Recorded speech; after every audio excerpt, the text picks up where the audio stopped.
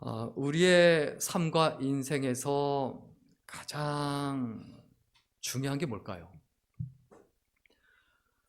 사실 사람마다요, 약점이 있고요, 그리고 강점이 있습니다. 그런데 세상에서는 그 약점이 무엇이라고 말하고 강점이 무엇이라고 말하냐, 그게 분명히 있어요. 그런데 우리가 정말 잊어버리지 말아야 될 사실이 있습니다. 세상에서 말하는 강점이 하나님 나라에서는 오히려 약점이라는 겁니다. 또 반대로 세상에서 말하는 약점이 하나님 나라에서는 오히려 강점이다라는 사실을 잊어버리지 말아야 되죠. 다윗이 이스라엘 왕으로 기름 부음을 받고 20년 동안 고생합니다. 20년 동안 참고 견디고 그리고 약자의 삶을 살아가죠. 이때 그에게 생긴 약점과 강점이 있어요. 20년 동안 고난을 견디면서 그에게 생긴 약점과 강점이 있는데, 그에게 생긴 약점과 강점이 뭐냐? 세상적으로 봤을 때 정말 강해집니다.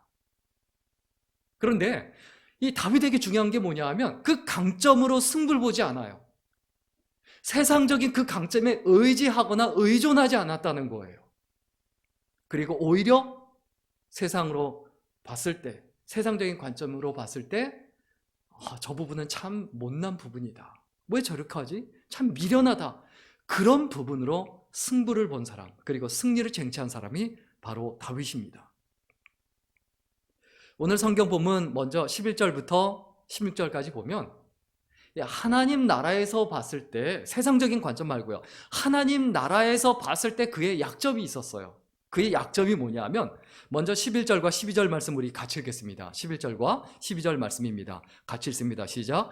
두로왕 히람이 다윗에게 사절들과 백향목과 목수와 석수를 보내매 그들이 다윗을 위하여 집을 지으니 다윗이 여호와께서 자기를 세우사 이스라엘 왕으로 삼으신 것과 그의 백성 이스라엘을 위하여 그 나라를 높이신 것을 알았더라. 자, 그의 하나님 나라에서 봤을 때 약점이 뭐였냐면 세상적으로 번성하고 있었다는 거예요. 부유해지고 있었다는 거예요. 세상 사람들이 박수 쳐주고 인정해주고 있었다는 거예요. 그 당시 이 이스라엘 지역의 가장 부자인 나라가 바로 이 두로입니다. 상업의 중심지고. 그런데 두로 왕 히람이 다윗에게 사절들과 백향목과 목수와 석수를 보내서 다윗을 위해서 집을 지어줬다라고 얘기했어요. 다윗과 이제 친해져야 되겠구나. 주위에 있는 나라들이 그렇게 생각하고 다윗을 인정해줬다라는 거죠. 이것이 우리들에게 얼마나 위험한 건지 알아야 됩니다. 내가 가장 조심해야 될 때가 언제입니까? 교만해질 때예요. 오만해질 때예요. 다윗이 충분히 교만해지고 오만해질 수 있었어요. 그런데 다윗이 교만해지지 않고 오만해지지 않습니다. 12절에 있는 말씀대로. 왜 그렇게 됐느냐? 하나님께서 나를 세워주셔서 이스라엘 왕이 되게 하셨고, 그리고 이스라엘을 위하여 나를 높이셨다. 하나님께서 그 위치에 있게 하셨다라는 사실을 잊어버리지 않습니다. 이것이 그의 진정한 강점이에요. 세상적으로 부유해진 게 강점이 아니란 거예요. 진정한 강점이요 강자가 뭐냐? 우리가 잊어버리지 말아야 될 사실. 교만해지지 않는 거죠. 늘 겸손한 거죠. 신앙인에게 이런 어떤 위기가 찾아옵니다. 내가 잘 풀릴 때입니다. 세상적으로, 경제적으로 여유 있어질 때입니다. 이때 또 자연스럽게 다가오는 게 뭡니까? 과시하고 싶어지죠. 내세우고 싶어지죠. 드러내고 싶죠. 사실 다윗이 여기에서 잘못을 행합니다. 그게 뭐냐 하면 오늘 보면 이제 13절부터 16절 말씀인데요. 먼저 13절 말씀 같이 읽겠습니다. 13절 말씀입니다. 같이 읽습니다. 시작. 다윗이 헤브론에서 올라온 후에 예루살렘에서 처첩들을 더 두었으므로 아들과 딸들이 또 다윗에게서 나니, 헤브람에서 아내를 두고 또 자녀를 낳고 또 예루살렘에 와서 또 첩을 또 두고 자녀를 낳고, 그래서 합쳐서 역대상 3장 1절에서 9절까지 보면 이제 다말이라는 그 딸 한 명 빼고 원래 딸 이름은 언급하지 않습니다. 특별한 경우 외에는 아들만 19명이에요.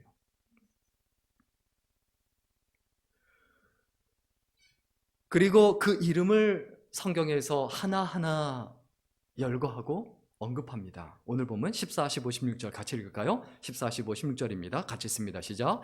예루살렘에서 그에게서 난 자들의 이름은 삼무아와 소박과 나단과 솔로몬과 이팔과 엘리수아와 네벡과 야비아와 엘리사마와 엘야다와 엘리벨렛이었더라.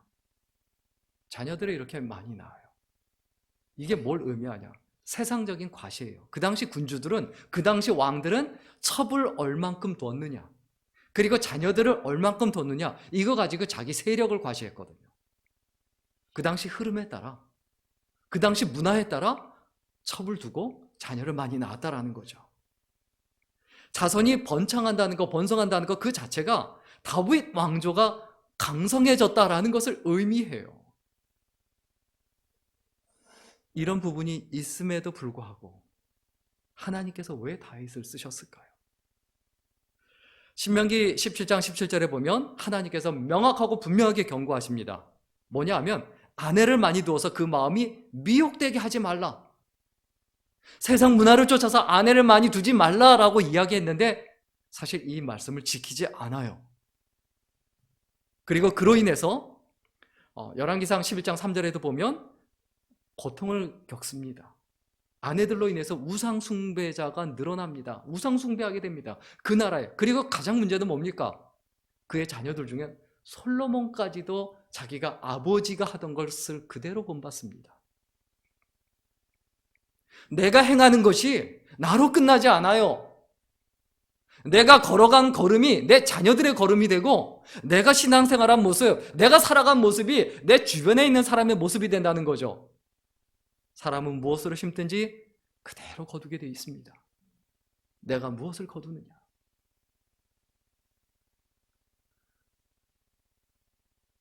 이러한 사실들을 보면 세상적으로 번성하고, 그리고 그 번성한 것을 다윗이 과시합니다. 이거 보면요, 다윗은 교만해지고 오만해져서 무너져야 돼요. 정말 약점이 많은 사람이에요. 죄도 많이 짓고 일도 많이 저지른 사람이에요. 그런데 그가 왜 무너지지 않았느냐? 그것을 이야기하는 것이 오늘 본문 17절부터 25절입니다. 17절부터 25절까지 보면 블레셋과 이제 왕이 되었을 때 전쟁이 시작이 됩니다. 우리 먼저 17절, 18절 말씀 같이 읽겠습니다. 17절, 18절 말씀입니다. 같이 읽습니다. 시작. 이스라엘이 다윗에게 기름을 부어 이스라엘 왕으로 삼았다 함을 블레셋 사람들이 듣고 블레셋 사람들이 다윗을 찾으러 다 올라오매 다윗이 듣고 요새로 나가니라. 블레셋 사람들이 이미 이르러 르바임 골짜기에 가득한지라. 여기서 이제 르바임 골짜기가 어떤 곳인지 알아야 됩니다. 양쪽에 골짜기니까 굉장히 좁은 곳으로 아는데요, 사진에서 보는 것처럼 엄청나게 넓은 곳이에요. 그 폭이 3km, 5km나 돼요. 그게 뭐냐면 앞뒤로 물러나거나 전진할 곳만 있고 양옆에는 높은 산이 있다는 얘기예요. 그런 골짜기예요. 높은 산이 있고 그 다음에 평지예요. 그렇기 때문에 양옆으로 적이 쳐들어올 수가 없어요. 대군이 거기에 있어도 옆으로 쳐들어올 수가 없기 때문에 앞이나 뒤만 막으면 돼요. 그래서 군 주둔지로 가장 적합한 곳이에요. 그 폭이, 그 길이가 5km나 되고 폭이 약 3km 되니까 거기에 얼마나 많은 사람들이 있을 수 있겠습니까? 거기에 가득 찼다고 했어요. 블레셋 사람들이 생각한 거예요. 야, 이거 봐라. 다윗이 이거 가만 놔두면 큰일 나겠는데? 혼 좀 내줘야 되겠는데? 그래서 이 르비딤이 어디에 있었냐? 르바임이 어디 있었냐 하면 이 르바임이 이스라엘 딱 정확하게 중간에 있습니다. 그래서 북쪽과 남쪽이 통일이 됐죠. 이스라엘 왕이 되었으니까 그 허리를 끊으려는 거예요. 거기를 그래서 차지한 거예요. 거기에 주둔을 하고 허리를 끊어놔야 되겠다. 내 앞에 다윗이 무릎 꿇게 만들어야 되겠다. 사실 지금까지 블레셋과 관계가 좋았습니다. 다윗이 블레셋으로 도망가 살기도 하고 같이 연합해서 전쟁도 하려고 했고, 그래서 사이가 좋았지만 점점 세력이 커지니까 어려움이 다가옵니다. 우리들도 기억해야 됩니다. 세상적으로요, 부유해지고 강해지면 우리들 삶에서도 르바임 골짜기에 적들이 가득하게 돼요. 그 적들이 강력해요. 블레셋 사람들이 생각하기에, 자기들이 생각하기에 이스라엘 정도는 충분히 밟을 수 있다라고 생각한 상태예요. 이때 다윗이 어떻게 합니까? 오늘 보면 19절 말씀 같이 보겠습니다. 19절 말씀입니다. 같이 있습니다. 시작. 다윗이 여호와께 여쭈어 이르되 내가 블레셋 사람에게로 올라가리이까 여호와께서 그들을 내 손에 넘기시겠나이까 하니 여호와께서 다윗에게 말씀하시되 올라가라. 내가 반드시 블레셋 사람을 내 손에 넘기리라 하신지라. 다윗이 여호와께 여쭈어 이르되. 르바임에 적들이 가득 차 있습니다. 그걸 보고 걱정하거나 두려워하거나 염려하는 것이 아니고 아주 대답이 간단해졌어요. 20년 동안 어떤 훈련 받았습니까? 어려움에 매이지 않고 어려움이 왔다. 그냥 하나님께 기도합니다. 하나님께 매달립니다. 인생이 정말 단순해진 거예요. 우리의 삶에 있어서 이 부분을 기억해야 되죠. 어려움이 왔을 때 내가 하나님 앞에 기도해야 되겠구나. 간단하게 언급되어 있지만요, 자기 혼자요 모든 사람들을 다 물러가라고 해놓고 자기 혼자 밤새 기도했을 수 있습니다. 눈물로 기도했을 수 있습니다. 잠깐 지나가는 걸로 그냥 하나님 어떻게 할 거야? 이게 아니에요. 하나님 앞에 1대1로 독대하면서 하나님, 나를 왕으로 세우셨지 않습니까? 이제 내가 어떻게 하면 좋겠습니까? 그렇게 하나님께 매달린 거죠. 그때 하나님께서 뭐라고 말씀하십니까? 19절에 보니까 여호와께서 다윗에게 말씀하시되 올라가라, 치러 가라. 내가 반드시 블레셋 사람을 내 손에 넘겨주겠다. 우리가 이 땅에 살아가는 동안에 받아야 될 훈련이 뭡니까? 하나님과 교제하는 거예요. 하나님께 여쭙고 하나님의 음성을 듣고 하나님과 교제하는 거예요. 내가 하나님과 교제하는 사람이 되냐 안 되냐? 이건 너무 중요한 거예요. 하나님 말씀을 듣고 또 기도하는 것, 이것이 동시에 이루어져야 된다라는 거죠. 이것이 됐다라는 거예요. 바로 이것이 진정으로 그에게 주어져 있던 강점입니다. 세상적으로 봤을 때, 세상 사람들이 봤을 때 울며 무릎 꿇고 기도하는 사람이 얼마나 측은해 보이고 안쓰러워 보이고 답답해 보입니까? 세상 사람들이 보기엔 그게 약점이죠. 그러나 하나님 나라에서는 하나님 앞에 무릎 꿇는 사람이 가장 강한 사람이고, 그리고 하나님의 능력이 그의 능력이 되는 거죠. 하나님의 약속을 듣고 다윗이 어떻게 합니까? 20절, 21절 말씀 같이 읽겠습니다. 20절, 21절입니다. 시작. 다윗이 바알브라심에 이르러 거기서 그들을 치고 다윗이 말하되 여호와께 물을 흩음같이 내 앞에서 내 대적을 흩으셨다 하므로 그곳 이름을 바알브라심이라 부르니라. 거기서 블레셋 사람들이 그들의 우상을 버렸으므로 다윗과 그의 부하들이 치우니라. 블레셋 사람들이 자기 우상을, 자기들이 섬기는 신이죠, 그것을 가지고 나와서 전쟁에 임했어요. 그런데 형편없이 부서졌죠. 형편없이 무너졌죠. 어떻게 됩니까? 그 우상들을 다 버리고 자기들이 모시던 이거 소용없구나 버리고 도망가 버리는 거예요. 그런데 그 르바임이라는 그 골짜기, 르바임 골짜기를 다윗이 뭐라고 부릅니까? 바알브라심입니다. 바알이 주라는 뜻이고, 그리고 브라심이 파괴라는 뜻이거든요. 파괴의 신. 하나님께서 이곳을 무너뜨리고 깨트려 주셨다라는 거예요. 자기가 전쟁에서 이겼는데도 하나님께서 해주셨다. 하나님께서 이기게 하셨다.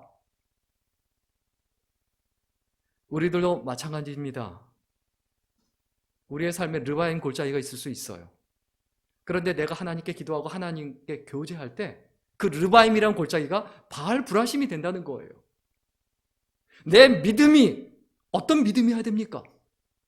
하나님께 진짜 기도하고 하나님께 정말 매달리고 하나님께 의지할 때 막막하고 힘겹고 내 힘으로 해결할 수 없고 두렵고 떨리고 걱정되는 그 르바임 골짜기가 바알브라심이 된다. 하나님의 역사하심이 된다. 하나님의 도우심이 된다. 하나님의 은혜의 바다가 된다는 것을 우리가 반드시 기억해야 되죠.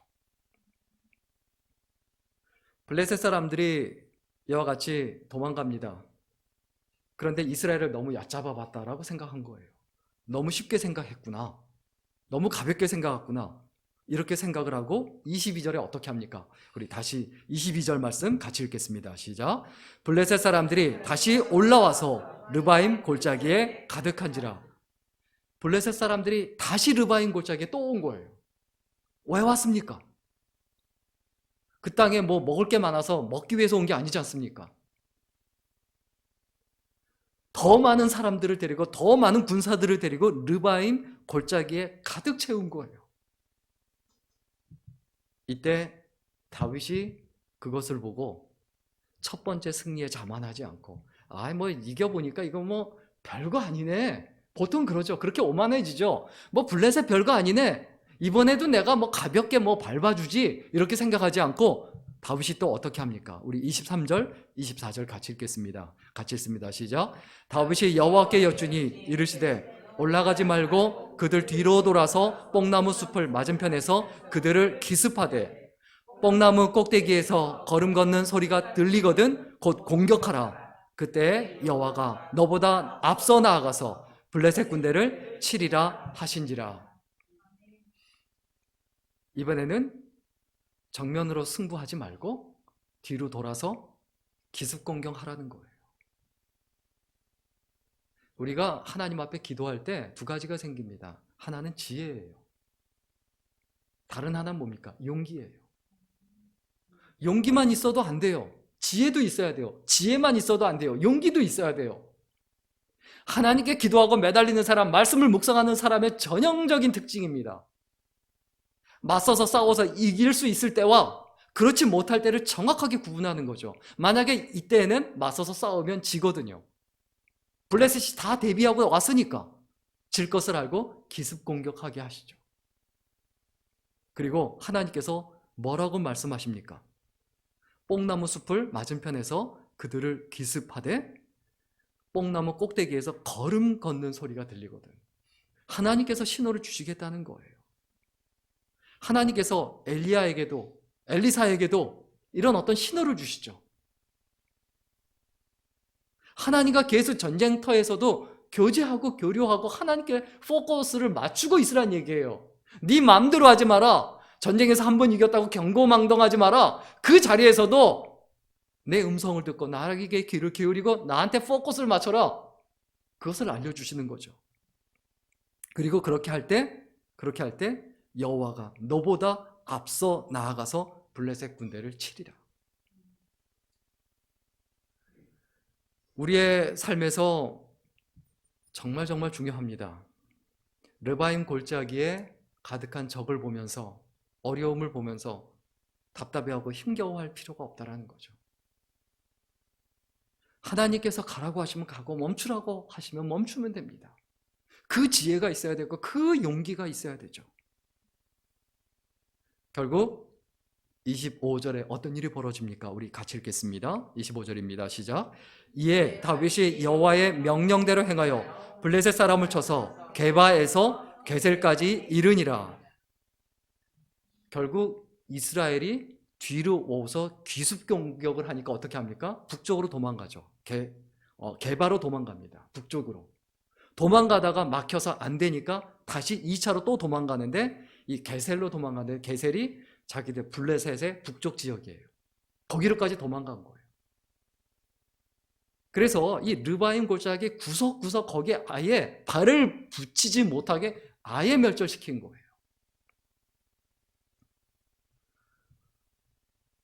하나님께서 다윗의 군대를 승리하게 하셨듯 우리들도 하나님 앞에 다윗과 같은 이런 어떤 하나님과 기도하는 사람, 하나님께 기도하는 사람, 그리고 하나님 말씀을 묵상하는 사람, 그런 사람이 될 때 반드시 승리케 하신다는 것을 우리가 기억해야 되죠. 오늘 메시지 정리하고 마치겠습니다. 하나님 앞에서 우는 사람은 어떤 어려움 가운데서도 결국 웃을 수 있게 되고, 하나님 앞에 무릎 꿇는 사람은 어떤 시련 가운데서도 반드시 일어날 수 있게 됩니다. 내 앞에 어려움이 있다, 답답함이 있다, 괴로움이 있다, 근심이 있다, 이게 문제가 아니에요. 문제는 뭡니까? 내가 하나님께 포커스를 맞추고 하나님께 기도하고 하나님께 매달리느냐, 이것이 중요하고 이것이 문제라는 것을 우리가 잊어버리지 말아야 되죠. 한 번밖에 없는 인생입니다. 내가 어떻게 살 것인가? 이스라엘의 왕이 되는 것이 목적이 아니고,